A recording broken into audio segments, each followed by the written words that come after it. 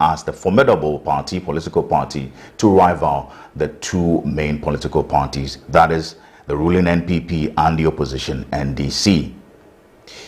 Tonight on Focus on ABC, my guest is Dr. Hassan Ayariga. He is the leader and the presidential candidate for the general election in 2024. We'll be analyzing, assessing the party's chances, and also as a formidable political party and its quest to annex the seat and also bring what they describe as the transformative system of governance through an all-inclusive system where the people are able to benefit and the indigenous Ghanaians are able to be recognized and benefit from its fortunes. Here on Focus on ABC with me, Joshua Nanakwamera.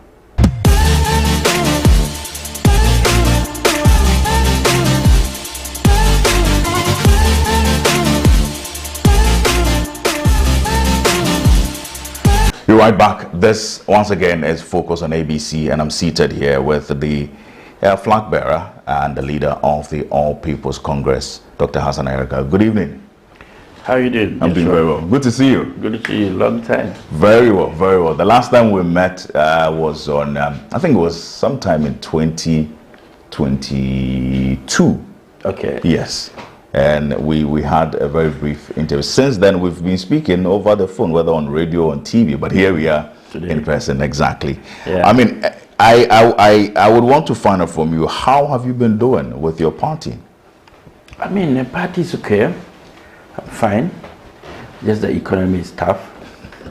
And it affects everyone, including the party itself and members of the party. The party is trying to build a very strong force for the 2024 general elections. Even though we're all aware that the campaign is very expensive.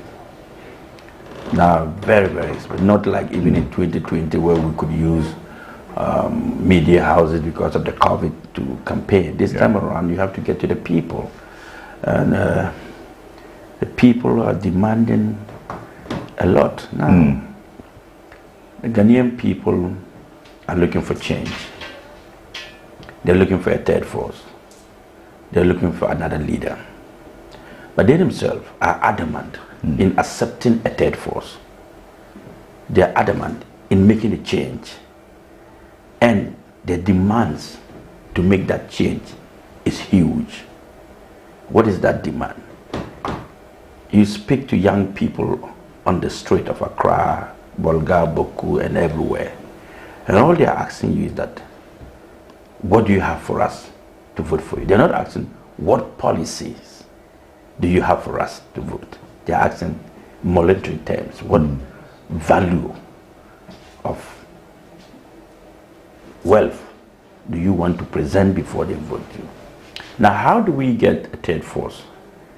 When we are not ready to make a change, but we keep asking, how do we get a third force? When we are not ready to accept another political party's leader, and then we keep saying that even if we vote for you, you will not win. It doesn't make sense to me. Now, and then to piggyback on what the point you're making, that the people being adamant and accepting a third force to rival the two main political parties. Accepting. They're not accepting. I didn't say they are accepting. Okay, they are not accepting. They are not accepting the third force. So now the pollsters would also have a dissenting view. The people are also demanding a change. Yes, they want to see. But then some of the reports and surveys we've seen points to the fact that they are considering, or they are concerned that they are not seeing a formidable political party yet to rival these parties. So now the question is, what determines a third force? Is it the party's quest to annex or jinx the two-term cycle between the two main political parties, or it is the people's assertion of the formidability or the formidable nature of the political party to represent as a third force? The third force is there, but it has not been translated to vote. Right. What is the third force? If you look at the statistics of our election polls over the year, there's been an increase in voter apathy from 2012, 2016, 2020, and now 2024. Particularly 2024.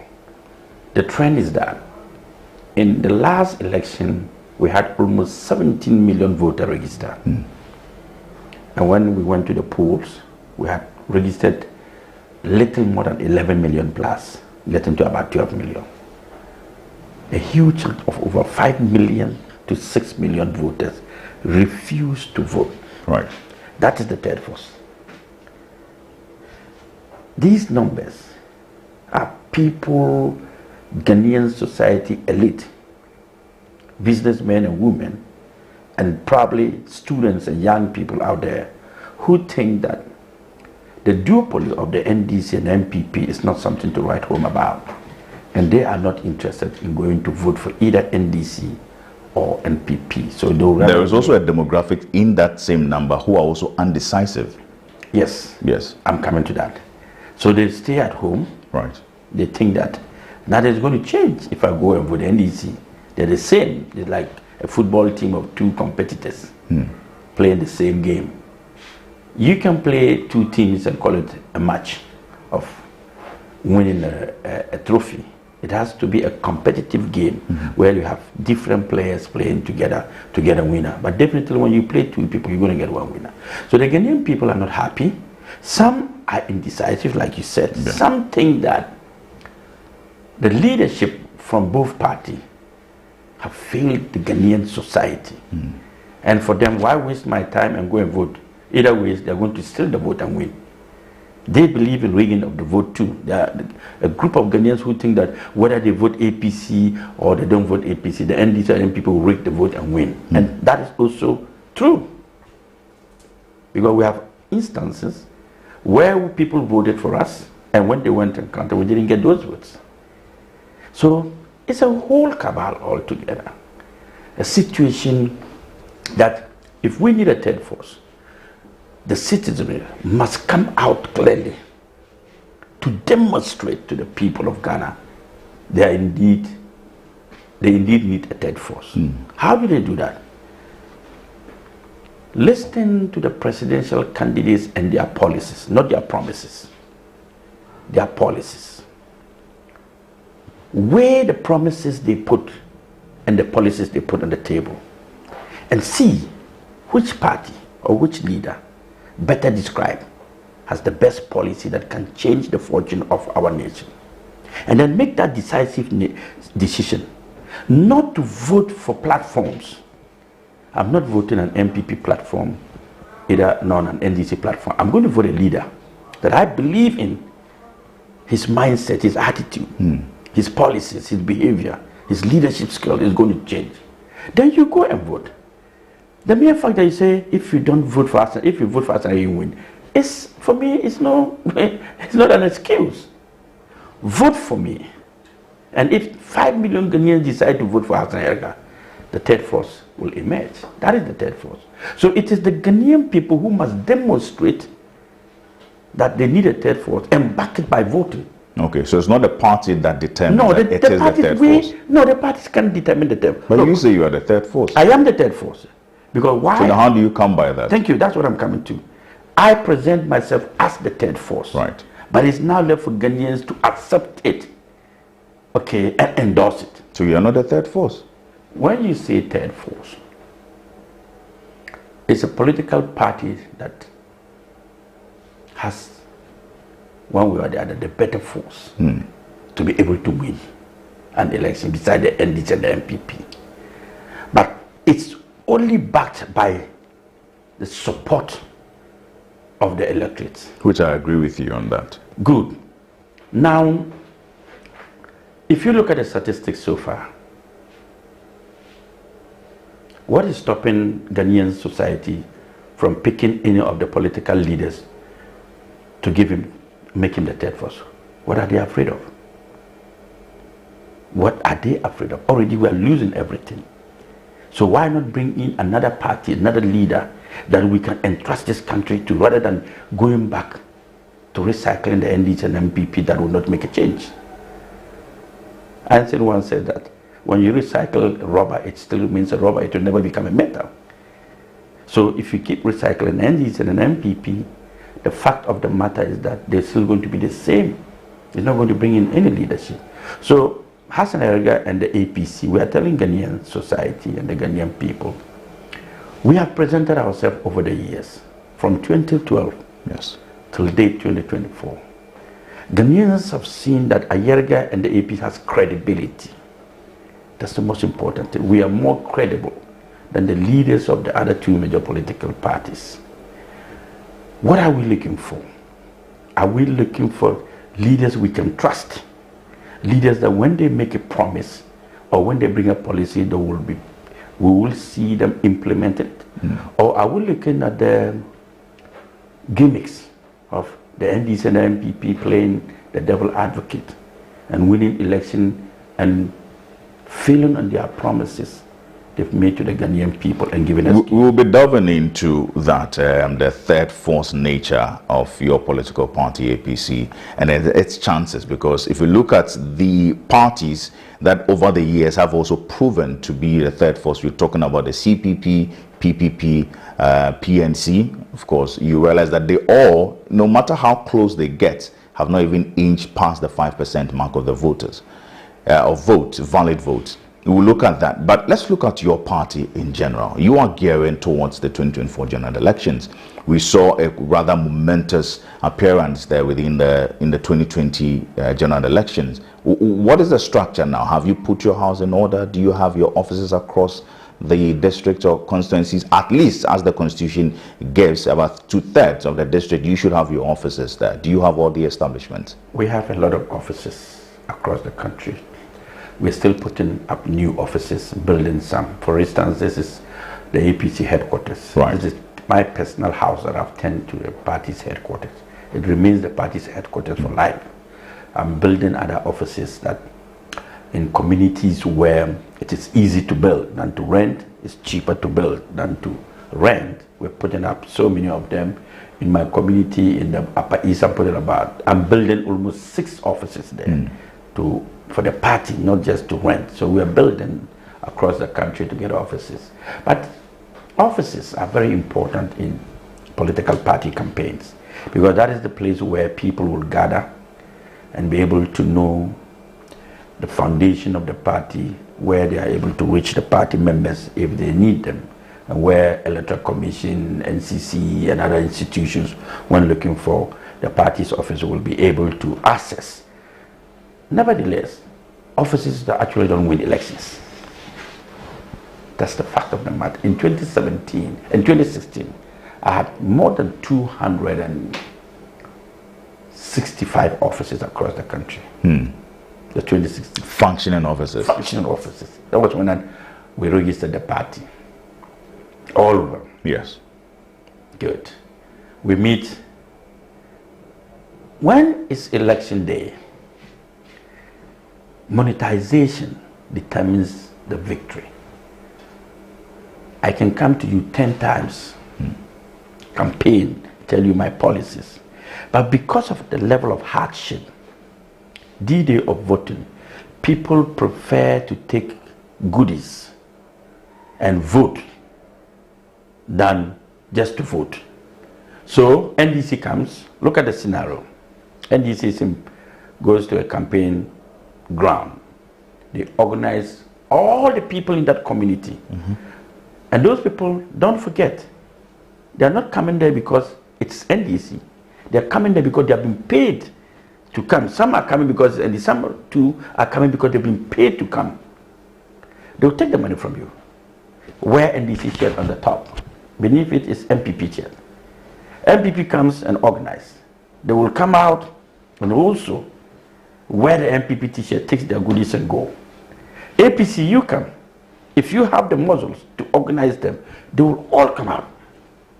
Tell everybody that I'm going to have a rally tomorrow. And I'm going to have the rally at a stadium. I'm giving everybody 200 Ghana cedis who appears. The stadium will be full. I'm not asking APC members to come. I'm saying that anybody who comes to the stadium will get 200 Ghana cedis to 500 Ghana cedis just to appear for me to talk to. They will come. But are they members of the APC?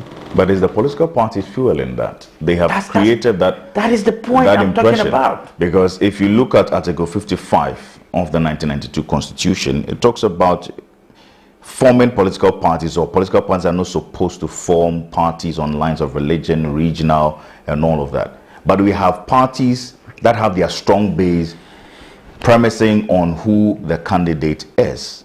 And so if you talk about the NPP, we've had the consensus of those descendants or locals of Achim. You talk about the Mahama, you talk about the Baumia. Everyone is trying to go to where they come from for them to be accepted. Yeah. By so doing, we are also trying to now find ways, political parties are finding ways to now, as it were, endear themselves to their own people. Yeah, which is fueling. So it's becoming more of a travel balance now. Yeah, so you are the ones doing that, causing no, the people. we're not the one. When you say we, you are putting me in a tight corner. Because you are political. I don't believe in those policies. That is why I'm telling you. Right. I don't believe in it, and that is why we fail. If we want to, like I said earlier on, if we want to look at the policies of political parties and not promises, we will not be where we are. If we want to base our facts that in voting, let's vote for the best leaders rather than those who spend money on us, we will not be where we are. Don't forget, the moment we take money in exchange of our votes, we have compromised the Ghanaian society development and growth. We've compromised it. Why then do we then go to the NGC and tell them that you have not performed, you have to perform? Why do you run to the MPP and say the economy is hard, you didn't do well? You've taken what they're supposed to use to build the country. You went unopposed for your party, yes, to be the leader, yes, representing exactly. The party ahead of that. Did we have any other contesting you? No. I mean, the party sat down, made decisions, agreed that yes, this is the leader that can build Ghana. Why contesting? He is the one that is good, who can change this country's fortune.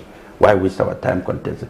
When you see in an election where presidential candidates are too many contesting each other, the first thing that comes to mind that, first of all, they don't believe in each other.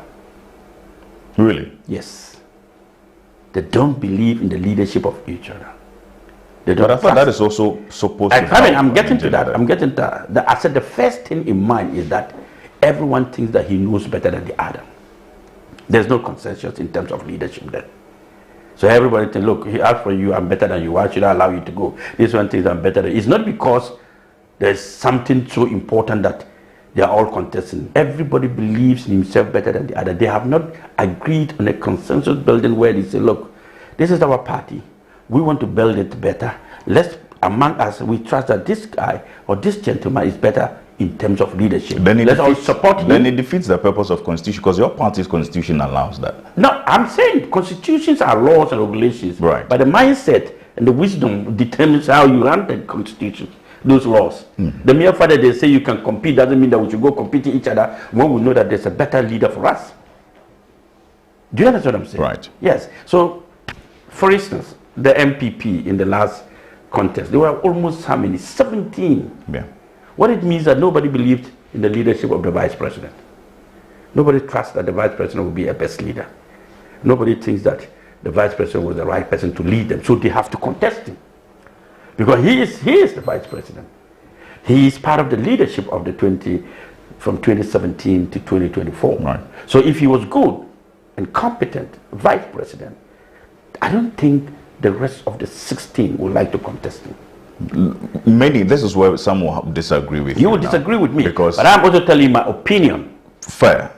And my opinion is that Hassan Ayariga in the APC, the leadership of the APC believes Hassan Ayariga is the right person to contest Assad now. If so, would you have opposed to anybody who had wanted to contest you in the Flagbearer? It was an open contest. I didn't even know I was going to be the only one.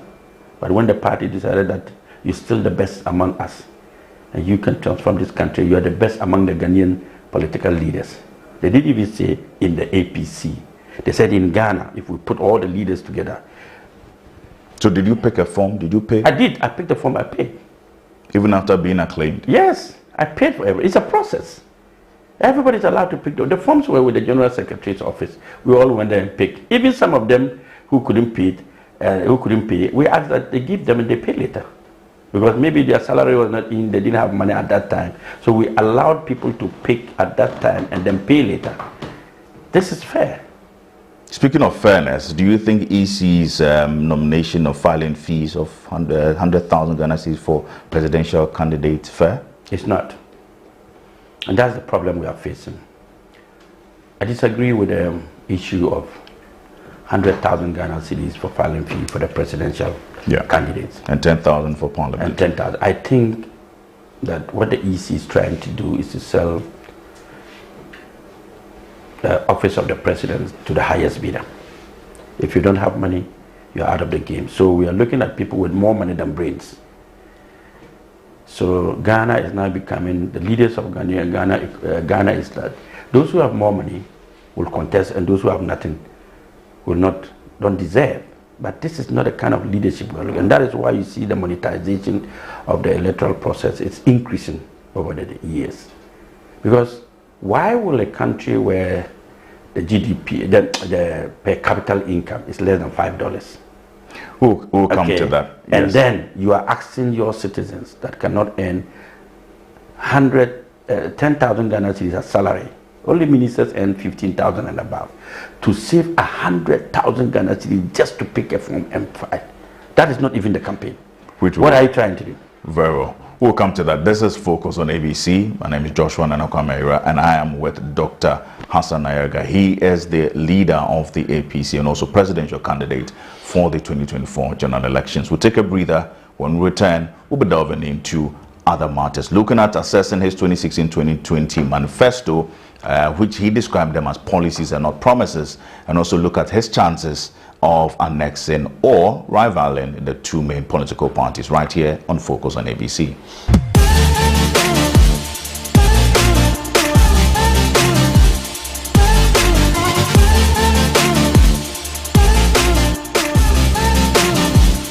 You're welcome back. This is still Focus on ABC. And my guest tonight is Dr. Hassan Ayariga. He is the leader of the APC party and also presidential candidate for the year 2024.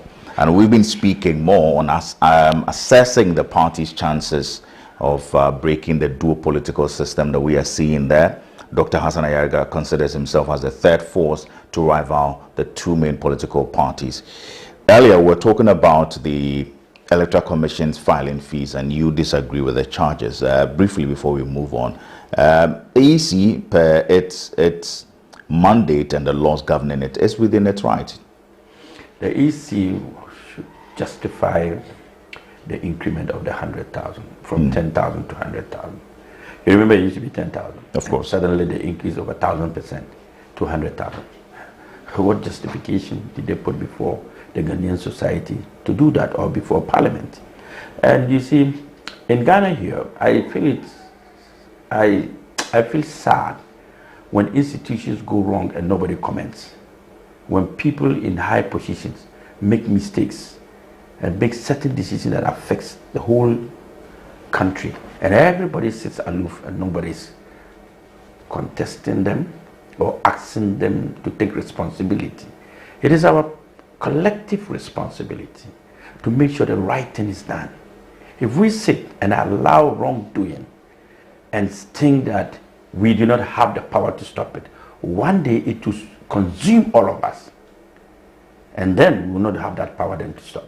But you have reps on the inter-party I even came out. Exactly. And you didn't raise this? I did raise it. If you can listen, you can go back and read some of the interviews I granted. I said the EC cannot justify the increment of 100,000 from 10,000 to 100,000 Ghana cedis as filing fee for a Ghanaian citizen in this current hardship. Who has 100,000 Ghana cedis lying in his bank or in his house? Political parties do. They don't. They solicit, and they donation. They're the diaspora chapters. You have. They solicit, and some of them, those in power, have state resources under their jurisdiction. They can use state resources, fund their own political activity. They are doing it. You remember, anytime any political party leader is in power and want to contest, even when they go against the constitution, they still use state resources to fund their campaign. Which political party? All the two. Look, Article 68 of our constitution says that whilst President of the Republic of Ghana, you cannot occupy any other position. Of course. Whether privately or publicly, whether directly or indirectly, whether profit or emolument. Okay. Or even the office of, to be the what do you call it, chancellor of any university. But we have situations where sitting president always contest. And they are not supposed to resign. The Constitution says you cannot. So once you become a leader of a political party, whether president going for a second term, you ought to resign. That is the Constitution. Yeah, but it does not explicitly state that you resign. It says you cannot hold that position. You cannot. Cannot means that you should not. Whether profit or emolument, direct or indirect, business or private, you cannot. And a public office, as that of a flag bearer, is a public office. You're holding the portfolio of a political party. Why don't you run for president? And that is why in my last submission I was saying that even Vice President Mahmoud Bawumia at this time should have resigned. Because 4 months into the election, the Vice President has already programmed his activities from now till 7th of December. Among those activities is not sitting in the office of the Vice President. So who is currently the Vice President of Ghana? He's still the Vice President. So, but not working anymore. He's working. He's not. His office is vacant. And he is now running as the presidential candidate of the MPP. That is the new portfolio. So he's distracted. He's abandoned his portfolio, using state resources, using state machinery. If explanations have been given, you think it's a fair play if the EC should say 100,000 Ghana cedis for everybody? The Vice President even doesn't need to raise 100,000. He just has to ask them, go and pay. They'll go and pay. Hassan Ayariga, if I campaign today, if I go out, I pay 100,000 from my accounts. If I buy fuel, I buy fuel from my pocket to fill my cars to go campaign. But that is why you build your structures to support that. I'm coming. I'm trying to explain to you the fairness here and why I don't think it's fair and it's not a level playground, and that people are abusing the office of the Vice President and also the office of... But everywhere in the world, politics is highly competitive and also very expensive. Just that we've had concerns where the democratization of it and monetization of it has become concerning. And that makes it corrupt instead of corrupt. And that is where some are also saying the argument is that EC is failing to implement or enforce its own rules as far as the Political Parties Act 574 is concerned. 2000. Exactly, 2000 and 2000, where they are supposed to now have auditors to audit the finances. Have you seen the EC? We've done that. We've sent our audit reports and everything because we know the law. Act 2005-74, we know it. Absolutely. That's why when you said 574, I added 2000. I'm abreast with every law in this country. I read and I learn. I haven't doubt. I mean, you have come from a political... Some people may not know. Yes. I mean, your father was an MP for Boko constituency and the Third Republic. So obviously, and your brother also is in the opposition side. So you come from a political, you have some experience there. But the question is, why do you still want to run when you have failed? I haven't. What do you mean by failed? When you bid your first appearance in 2012, there was a contention. I didn't contest. You didn't contest because there was some contention. Your second time. So all those who have become president, did you think that they contested twice? More than that. Of course. But any attempt to bid for the highest office, any attempt to bid for the highest office, then I'm still you fail. The youngest presidential candidate now. But you're not being able to win 2020 election. I've contested twice. Exactly, and you failed. Listen, that's not failure. When you say somebody failed, it's not. We're not writing exams. There's a difference between failed and not winning. The ultimate is to win. Yes, but we don't say failed in an election. But there's no second place, there's no third place in election. No. That is when you win, you win. When you ultimate. Yes, so exactly. Either winners or losers. So those who lost failed. Yeah, that's so you come again. No, fail. You don't put. The English language for failed is different from lost. Okay, so you are unsuccessful. Yes. All right. That's it. Okay, so, that's fine. Thank you. Now you're correcting yourself. So that is why when you failed, it's a different process altogether. All right, it doesn't match when you're running an election, so you failed. But there are degrees. There are some who get disqualified at the EC level following. That's another level. But let's continue. So, like I was saying, So the question, why do you want to contest we again? need a fair play. Right. Elections are expensive, very, very expensive. Very. Those who have the muscles and the resources are able to penetrate further than those who do not have. And that's why I said it's unfair here. That others use state resources, state funds to run, while others use their own resources and a little from friends to other. If we want to run a political campaign where it's on the same level, if government institutions and officials of government are able to use state resources to run their campaign, then we must have all said that, look, let's then sponsor political parties where everybody got equal resources to run, and then we'll see who become the loser and those who win. Do you understand what I'm saying? But when you have more resources than me, I go to Baku and I have to give my elders or chief 10,000, and somebody goes to the same elders of mine and give them 100,000.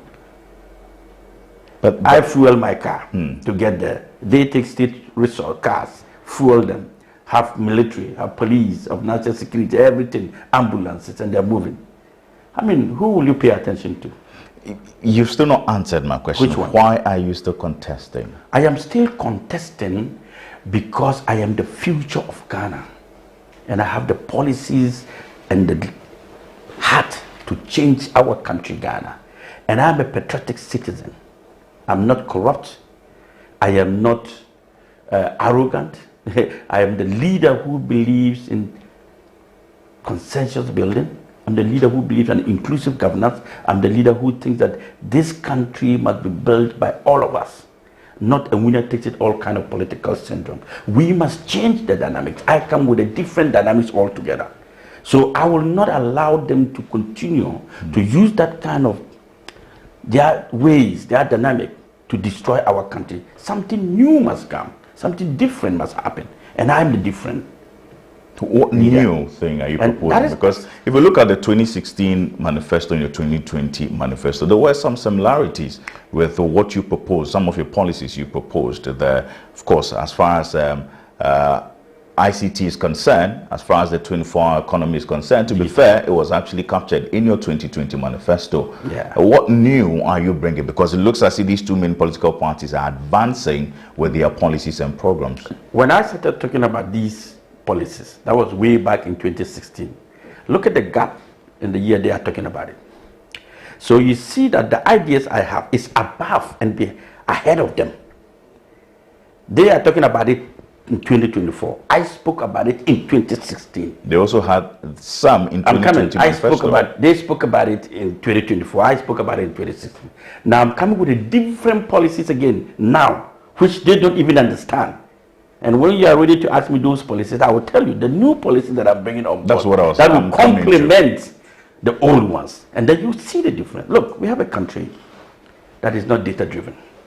Before then, your policy now is not a revision of the 2020-2016. No, it's a continuation, including those that were not implemented. But you never had the chance to implement them. Those were not implemented by previous government. Okay, right, fair enough. They've implemented some of my policy, like the special prosecutor is being implemented, and special prosecutor is being implemented the wrong way. And that is why we have. Because you were very hard on, very vehement on addressing corruption head on. The special prosecutor office was supposed to be independent, and they actually put the special prosecutor office under the office of the Attorney General. You cannot. Then he works under the office of the Attorney General. No, not entirely. Yes, entirely. Because you have these statutory bodies, the office of the Attorney General, the Attorney General's office, IOCO, Shraj, these are statutory bodies. These are constitutional bodies. This office of the special prosecutor came as a result of what? An executive decision. It came as a result of these Parliament also. So they unable to perform their duties and execute their mandate. The government said was rather to augment their business. I brought in the special. That is their policy. Yeah, they're saying it was supposed to augment their decisions. Don't read their policies and purpose of special prosecutor to mine. No, I'm not reading to you. I'm only explaining what you why I had the president. So if you had the opportunity to make it independent, what would you it was supposed to be independent. That is the office. The office is supposed to be autonomous in the sense that that office can investigate even the president. That's the purpose of the office. The purpose of the office of the prosecutor was supposed to be an institution, an independent institution without fear of favor, who do not take orders from anybody. They are autonomous, and they will deal with you when they investigate you. They don't care who you are. But they take their funding from the government of the day. It doesn't matter. Every institution takes funding from the government, but they are supposed to work separately. They are supposed to be strong. Those institutions are supposed to be strong and active. It doesn't, even me as president, I would be taking my salary from the government of Ghana. Doesn't mean because I take my salary from the government of Ghana, I should not be active and perform my duties. Right. That's not an excuse. Are you with me? So the problem is that implementation has always been our problem. We come in with various promises, juicy promises, but at the end of the day, it's just to win the elections. And when you win the elections, when you are done winning elections, you don't really care about what people are saying. Did you listen to Vice President Bawumia in his speech? He said, if he implements the things today, what is he going to implement when he becomes president? Who asked you to be president?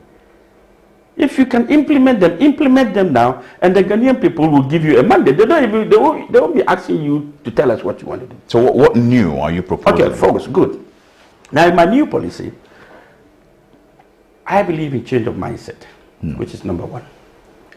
That the Ghanaian society has a certain mindset that is not allowing citizens to be patriotic, citizens to their attitude towards work, their attitudes towards themselves, their nature, and their mindset. This mindset is a mindset that is not patriotic. So how do you intend to do that? What I intend to do is, first of all, to engage the Ghanaian citizens that as president, I am here for you. The only time I will be able to succeed is when we all have the same level of mindset and attitude and behave in certain ways. Our work towards our attitude towards work, our attitude towards our country. We've been disciplined. We've been active in every aspect of building Ghana. That mindset must be instilled. That disciplined mindset and attitude must first of all be accepted by the Ghanaian society, so that we can work together as president and his citizens. Until this link is connected, it's going to be a problem, because everybody thinks that, oh, I don't care, I don't mind, whatever it is. I mean, somebody is walking and throws the bean just on the street. That mindset is bad. Okay, our gutters are too dirty, we don't clean. The mindset is bad.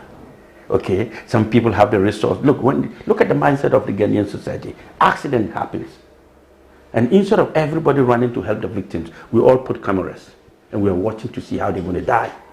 What kind of mindset is that? So it's patriotism and allegiance to our society, which is not new. It was in your 2020 yes, but that is also part of my 2024, the change of mindset. Then it is a revision of your 2020 manifesto. That's what I'm saying. It's a collaboration of the two, a continuity. Certain part of it have not been implemented. Those that have not been implemented will be added to the 2024 manifesto, right, to go. Nobody is thinking about. Then the second one is a national data system. Okay.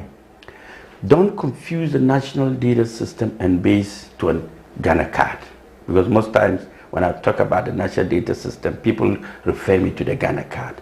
The Ghana card is totally different from a national data system. A national data system is a unique identification of every Ghanaian being captured in a database that is going to be used as a policing economy, that we are able to find every detailed information about everybody in Ghana, from your fingerprint, blood sample, which the the Ghana card will not capture, your salary, the Ghana card will not capture, your income, whether you are working or you're not working, the number of cars you have, the number of properties you have, the number of lands you have, the number of children you have, the number of wives you have. All that information, whether you are a student or not, all these information will be captured about every Ghanaian, unique identification. This allows me to move to my next plan, my next policy, which is a national development plan. Okay. The national data system said that, everybody has a phone number, and that phone number is part of the data, and it's going to be unique. I just need to say, Joshua, I don't need your name. I just need to key your phone number, and Joshua's information will drop. Your bank account details, I will know. Whether you are insured or you're not, whether you are working or not, whether you have a family or not, whether you are living in a house or you are a street guy or you're homeless, or every information will know. this is what Ghana needs now. The ability to have the statistics of its citizens that will allow the country to plan effectively and perform effectively and have the resource. So that even with this data, we are able to know the number of the deficits in every sector of our economy. It will show the deficit in agriculture sector, it will show the deficit in the health sector, it will show a deficit in educational sector, it will show a deficit in every aspect of our life. And then it will also give us the opportunity to plan, to be able to fix those deficits by training and educating and skill training of other people to implement, to complement that deficit.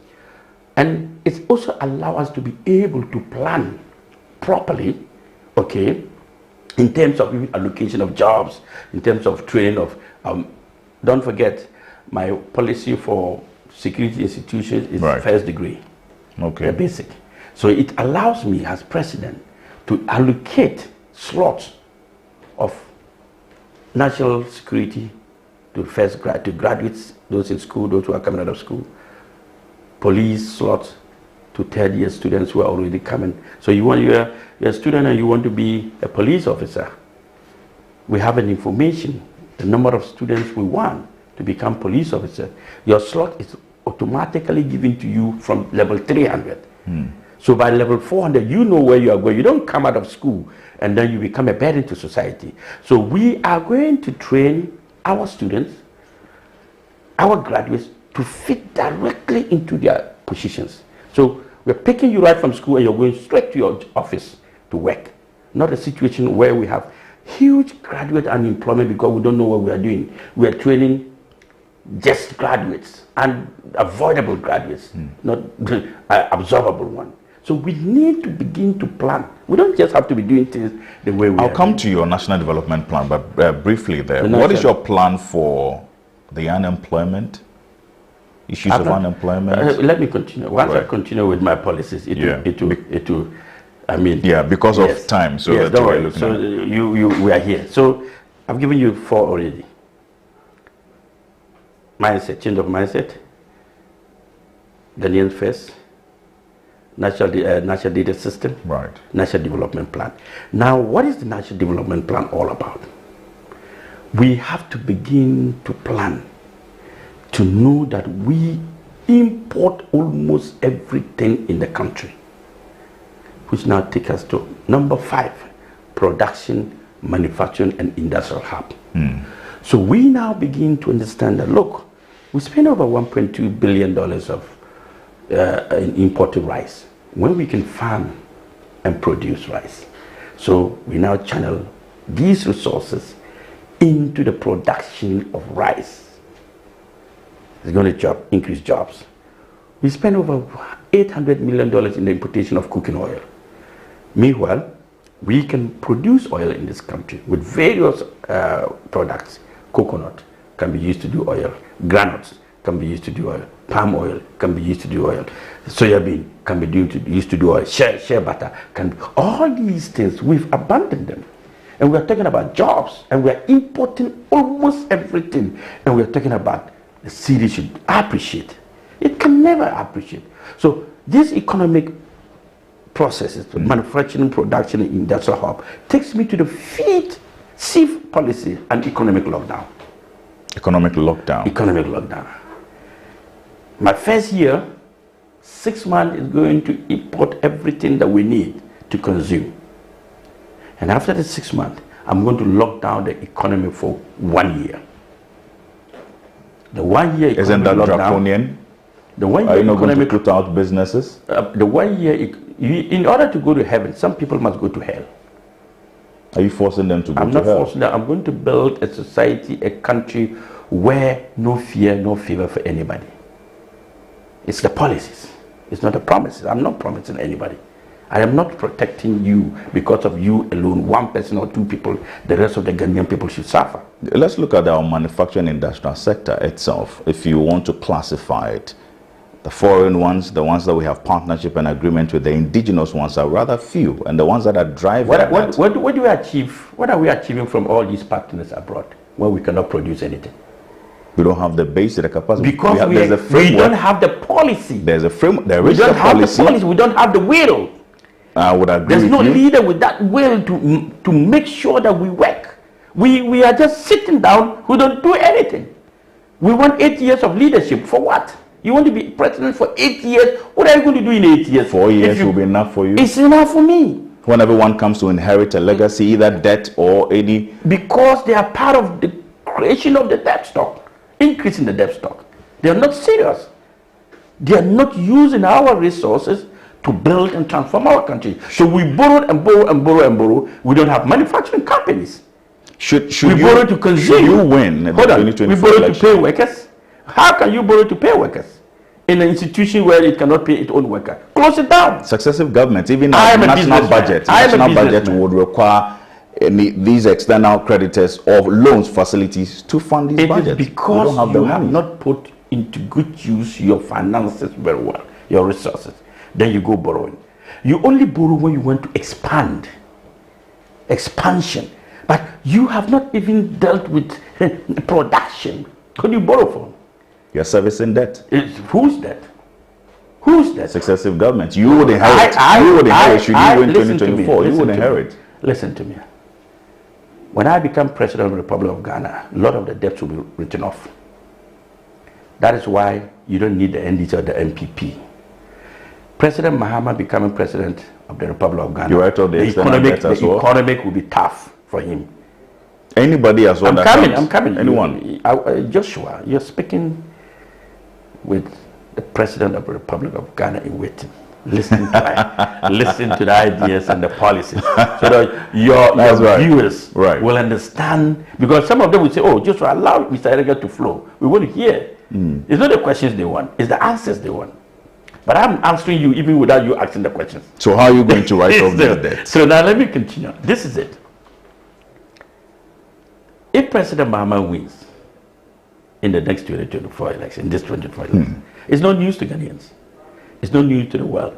It's no news to our debtors. It's no news to our creditors. It's not news to anybody because he's been there before. So nobody is willing to write the debt stock of Ghanaians because that leadership has contributed to where we are. True or false, like it or not, it's the same. If Bawumia becomes president, it's going to be disastrous. Why so? Because they are in government and the economy is tough. He's not so the president. Hold on. What do you mean by he's not a president? He has said he's not the president. He's not the president. That's what he said. That's what he said. He's not he's only the vice. So if even he as the chairman of the economic management team, he can only prefer advice. And it can be taken or not. If your wife comes out to tell you that she's not a family member, she doesn't make decisions in your house because she's not the head of the family, will you agree? He has not absorbed himself off the party, but he says that he doesn't take the final decision. That is what I'm saying. He tells us when it suits him and change the narratives when it doesn't. Right. There are certain policies he hits his chest to come and tell that he proposed it and it's been adopted and he's the one championing it. 33 policies of them. Good. Now the other ones that they have failed, he's running away from it and tagging it to his boss. His boss has no value to us now because whether we hang him and kill him is the same because he's a dead goat. He's not going anywhere. We're not going to vote for him anymore. So they are putting the blame on the dead goat. Do you understand what I'm saying? So let's push the blame on the dead goat because he is not running for president anymore. So if we put the blame on him and he comes to accept the blame, we get to be the opportunity to sell ourselves. But you were part of the leadership. You are the economic management team, the head. So if you're head of an institution, you say the institution didn't perform, then you're useless. So he wants to prove himself to be the president. How? To prove himself? That's who? Who is he going to prove himself to? To the electorate. He says he's coming to read. You know, I don't want to go into Bawumia. Yeah, so let's talk about I don't want to go because it's all about Hassan Ayariga. So then let's talk about So let's read the Bawumia matter because if I want to take him, I'm going to crucify his leadership and himself. So let us not go there. You talked about the sixth part of your manifesto in the area. The production manifesto. So what is your manifesto going to anchor on? Is it an economic situation? In the economy. Now, the economic lockdown will make us become a country that produce, manufacture, industrialize. That takes me into my next policy of the 24-hour economy. It is connected and linked. If you are listening to me very well, you will see that everything I'm telling you is linked up and connected properly. It's a cycle. So if you miss one, there's going to be a break somewhere. Okay. So that is why I'm being systematic in telling you the policy, so that you don't get confused, those listening don't get confused, and we understand how it is. So production manufacturing is to increase productivity in Ghana, make our country self-sufficient, and not to import anymore, to sustain our economy and become a production manufacturer through economic lockdown. And the economic lockdown will now allow Ghanaians to work 24 hours around the clock. Because when you lock down your economy, everybody must be busy, everybody must be seen doing the job. We don't want to sleep 16 hours and work 8 hours. We want to work 24 hours. That brings us to the three-shift system of my policy that you see for businesses, companies, and workers. Everybody will now be working 24 hours. So we can have 8 hours production hours in the morning, 8 hours manufacturing hours in the afternoon, 8 hours industrialization. What will be different about it as against what the NDC is also I don't know proposing? what the NDC are saying, but I'm telling you what I'm trying to do. Okay, so I have a linkage of my economic lockdown, right, my production manufacturing hub, to my 24-hour economy. I don't know how they have started their 24-hour economy. They are shouting 24 hours. There's no linkage to their 24-hour economy. Well, they have itemized the number of the industries and sectors. Yes, but also how do they link security over 25,000? Because why? How are you going to do that if you don't lock down? If you're not producing the manufacturing, you're not locking down your economy to bring something new. You don't just say 24-hour economy, I want to run it. That's why you see my policy is number 30. Right. It's a process that will take us to the 24-hour economy, where every Ghanaian must work at least 2 shifts. The 24-hour economic lockdown will not allow us to export raw mineral resources anymore. We have to turn it to finished goods. We have to refine our oil. We don't have to take the oil out again. When you talked about the resources, the minerals, I remember in your 2020 manifesto, you talked about regulating the mining sector. Yes. Where, of course, concessions will be first given to indigenous Ghanaians, which is much ideal. I've actually gone extensively into your manifesto because I was there during the launch. Because you were there at the launch. Exactly. I think you're one of the person that's listened to my manifesto. I have. Yes. I have. Yes. Now, let's look at... come next week Wednesday, you'll be unveiling your running mate. You were asking me, yes, what is this time different? Different because of the time. Yes, and the different this time is that the APC has built a very strong force, and in collaboration we formed alliance with 3 different movements and groups, and not political parties. 3 different movements. We are still talking to other political parties, as you are aware. So far, it's about 3 political parties that have gone to Congress and have their flag bearers. The other ones are yet to. The CPP you mentioned don't have a flag bearer. 2 weeks to elect to file of nomination. PNC doesn't have one. PPP doesn't. They don't also have one. Or GCPP doesn't yet. All these parties, minority parties, are yet to select their flag bearer. Now, once they are selecting their flag bearer, we are selecting our running mate. And once they are selecting their running mate, we are bringing our manifesto. But you all have 4 months, less than 4 months. It doesn't matter. Even one day can change the minds of Ghanaians. One speech, one sentence, one word can change the minds of Ghanaians to vote. So election is not only about the number of months left. It's about the content you put before the people. Right. That is what it's supposed to be. But we have destroyed it. Politicians have destroyed it, and NDC and NPP with monetization.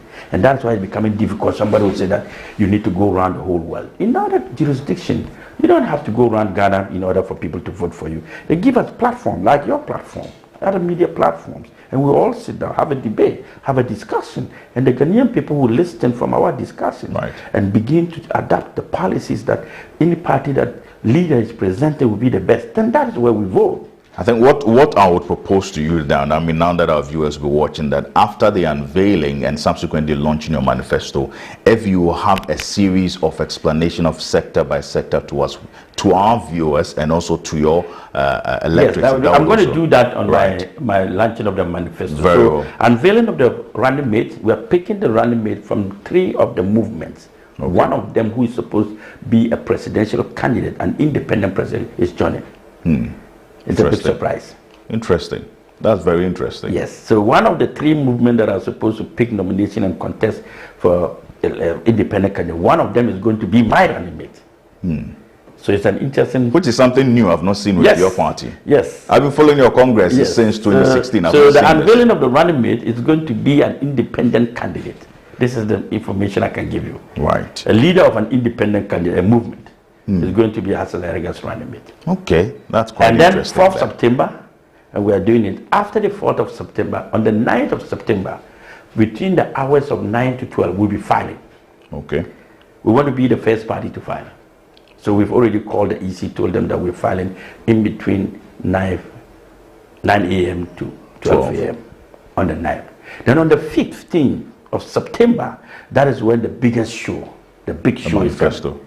The manifesto. Now, this is my plea.